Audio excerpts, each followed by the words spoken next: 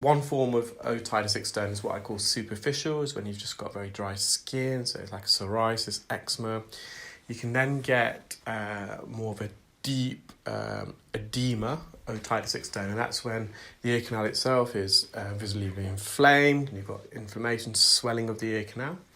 You can also get otitis externa with otorrhea. So otorrhea is the medical term for an ear discharge. Things can get a lot more serious as well. You can get something called malignant or necrotizing otitis externa, and that's when the outer ear infection is so bad that it starts literally chewing and eating up the flesh of the ear canal and the bone around it, and it can be very, very dangerous. So with this particular patient, they've got more superficial otitis externa. There wasn't much swelling, but the ear canal was a bit slightly red, so it was a bit angry and a lot of dry skin on the surface, and the ear canal was completely blocked with this debris, and I would say this is kind of dead skin that's accumulated in the ear canal itself, and it's become a bit soft and mushy. It's one of the more harder types of debris to remove because of the consistency. It's quite mushy. So I've put some drops in there just to change the consistency, some olive oil. You can just see at the entrance there just how dry the entrance of the ear canal is. There's loads of dry skin flakes there. And with otitis externa, the ear's already sensitive, so we're going to be really, really careful. You can see throughout the video, I'm just trying to avoid contact with the canal wall, because by touching that, it's going to be a bit uncomfortable for the patient. And whilst you're just watching that, I'll just go through some of the questions that appeared in my previous video. So some of the questions is how do you clean your ears? If you've been watching my videos, I recommend not to get water in. The answer to that is that the ear is naturally self-cleansing. There's nothing you should be doing, actually. It's an old a granny saying, if you like, never put anything smaller than your elbow in your ear. And that rule still applies. The skin that lines the ear canal and the outermost layer of the eardrum, as that dies and sheds, it naturally migrates out of the ear in a conveyor belt motion. And that dead skin that comes out of the ear, it cleanses the ear. So if you've got any earwax sitting on the surface, it takes the earwax with it. Earwax is sticky, so any foreign particles that enter the ear and sticks to the wax, that's also removed. And earwax itself is a natural moisturiser, so a bit of wax is good for you. It coats the canal wall and it lubricates and moisturises the skin, preventing it from drying and cracking. Another question was whether it's normal to have tinnitus.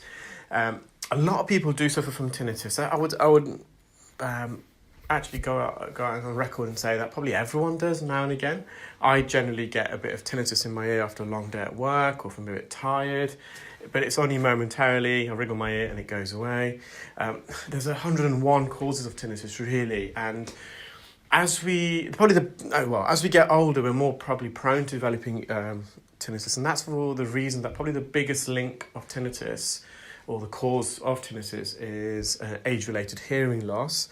But there's many causes. Now, obviously, it's a whole topic in itself, but what I would advise is someone's experiencing tinnitus either in one ear only, which we call unilateral, or worse in one ear, which is called asymmetrical, or if they experience what we call pulsatile tinnitus, so it's a pulse rather than a sound. Sometimes it can be cardiosynchronous, in line with our heartbeat or pulse. Then you do need to get that investigated further, so you go to your doctor in the first instance. Also, if you just have tinnitus and it's kind of either in both ears or more central, do get a hearing test. Have someone look in your ears. There's no silver bullet to cure tinnitus, but there's many mechanisms out there. And again, it's a whole different topic with tinnitus. Diet, lifestyle, if you've got a hearing loss, hearing aids can help. Stress, fatigue is another contributing factor to tinnitus. So it's going to come back to the ear. So you can see the eardrum there in the distance. Now, the patient can hear significantly better, but I just want to get as much debris off the canal wall as possible. And it's really, really difficult because, again, that game, I made reference to it in previous videos, that game operation is, which I was playing that with the ear. We just don't want to make contact with the ear canal. They've got some otitis externa. I don't want to graze the ear canal, which is only going to exacerbate their condition. The patient has been prescribed some medication from their doctor, some antibiotic spray, but quite rightly the doctor advised if you are able to clean your ears first, it'll be more effective because that debris will absorb a lot of the antibiotic and it won't make contact with the canal wall. So I just want to remove as much. You can just see how I'm just delicately hovering over. Now, we don't have a tripod, so when I'm examining the ear, when I'm doing the procedure, the endoscope, the iClearScope device, that's being held in my left hand and the instruments are being held in my right hand. And they're both suspended. We don't have, as I said, a tripod to keep things steady in that respect. The patient's also awake, so they can be also moving. So it's really, really tricky. And we just want to, you'll see we do manage to get a lot of this out. I think another question was, it was probably, I don't think it was a question, but a remark was that I can't repetitive in my explanations and I should just write a description on these videos. So there's always new people watching the channel, so hence why I often repeat stuff. Who am I to know whether a viewer has previously listened to my explanation before? So for me, it's important to educate everyone, not only those that have been subscribers or followers for a while. Also then, not only uploading videos, it takes a lot of time, guys, and then writing a further description.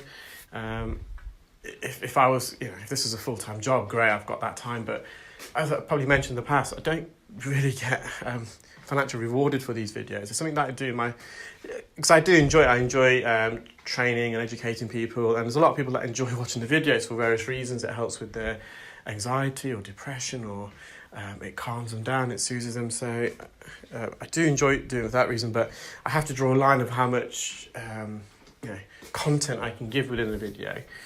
So I hope that explains that. Another question I received was whether it's safe to use a cotton bud in the outer part of the ear. Yes, that's no problem. So the outer part of the ear, what we call the pinna, you've got all these folds and creases. You can get wax that migrates out of the ear canal and it can collect and gather in those folds and creases. That's absolutely no problem. Just don't go inside the ear with a cotton bud. Another question was relating to the use of ear candles. Are they safe? Do I recommend them? Absolutely not. There's no clinical evidence. In fact, it's been debunked. The big claim with hoppy ear candles is when you unravel the candle post-procedure, you see all the debris and that's earwax. It's not. It's clinically, scientifically been proven to be the beeswax, which makes up the candle. There's been some horror stories where, because obviously that candle is hollow, hot wax that's melted travels through the hollow candle and scald the ear canal and eardrum. So do stay well away from hoppy ear candles. So I'm just using a fine end, and the reason why I decided to spend a lot of time answering some of the questions in this particular video is because essentially all I'm doing now is just, and I have been doing all the procedures, just gently just hovering over the canal wall, suctioning as much debris out as I can. So it's not much more I can elaborate in that regards in terms of the technique for use for this. And again, we're on the cartilaginous portion here, so we can put a bit of pressure there. You can see all the cilia, so all these hair follicles are they are always found on the outer third of the ear canal, the cartilaginous portion. You shouldn't be finding any hairs that are growing on the bony part of the ear canal, the inner 2/3, because there's literally just skin on bone there. There's no hair follicles embedded within the ear canal. This particular patient has attended before, actually, about a year ago, and it was a similar problem. They had otitis externa, so it is a chronic condition. And last time they again used some antibiotic spray prescribed by the GP, and it helped a lot. General advice, as I do with all my patients, is not only those with infections but even those with healthy ears, is to avoid water in the ear. Water can exacerbate otitis externa. If accidentally you ever do get water in your ear, obviously tilt your head to the side, try and drain it, and from a